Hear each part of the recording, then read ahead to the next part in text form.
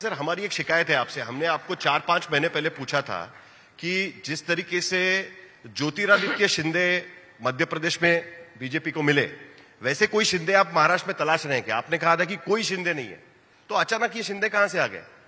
ये आपका उनका संपर्क कब हुआ, या वो आपके पास अप्रोच किए, या क्योंकि आपने क्रिकेट का उदाहरण दिया, इसके लिए हम कहते हैं कि जैसे मुथैया मुरलीधरन है, वो हमेशा दूसरा एक बॉल दूसरा डालता है, वो आप भी एक दूसरा डालते हैं।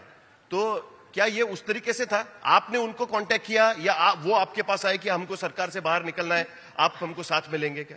साहिल, आपने जब मुझे पूछा तो आप तो जानते हैं कि राजनीति में अपनी स्ट्रेटेजी ये नेशनल टेलीविजन पे तो नहीं बताई जाती, नहीं तो तब से चल रहा था, नहीं तो वो स्ट्रेटेजी तो फेल ही होती है।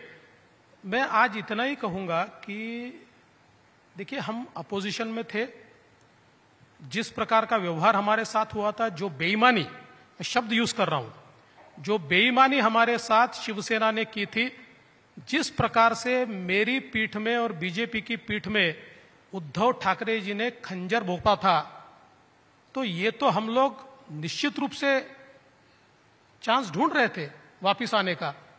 हम लोग तो कोई यहां पर तपस्या करने के लिए या साधु संत बनने के लिए तो आए नहीं है। हम लोग तो राजनेता है, हमको तो जनता की सेवा करनी है।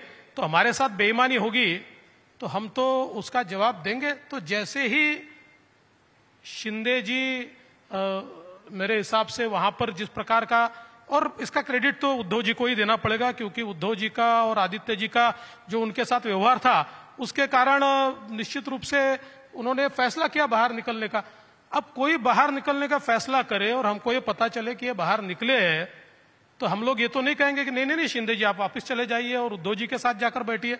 हम तो ये कहेंगे बहुत अच्छा आप बाहर निकले, हमको भी हमारा बदला लेना ही है, हम आपको साथ देने को तैयार है। तो हमने हाँ 100% किया, और मुझे इस बात की खुशी है जो बेईमानी मेरे साथ हुई थी उसका बदला लिया। पाठीत खंजीर खुपसला म्हणून आम्ही शिंदे फडणवीस म्हणाले। आता हे सगळे लोकांसमोर घडले ना। आता कोण काय बोलतोय याच्यापेक्षा तुम्ही काय करताय हे लोक बघतायत। म्हणून मी मागे एकदा बोललो होतो की हा दृष्टीहीन धृतराष्ट्र नाहीये, हा छत्रपती शिवाजी महाराजांचा उघड्या डोळ्याने हे सगळं बघणारा महाराष्ट्र आहे। त्याच्यामुळे धृतराष्ट्र आणि महाराष्ट्रामध्ये फरक आहे। कोणी काही बोललं तरी जनता उघड्या डोळ्याने बघते।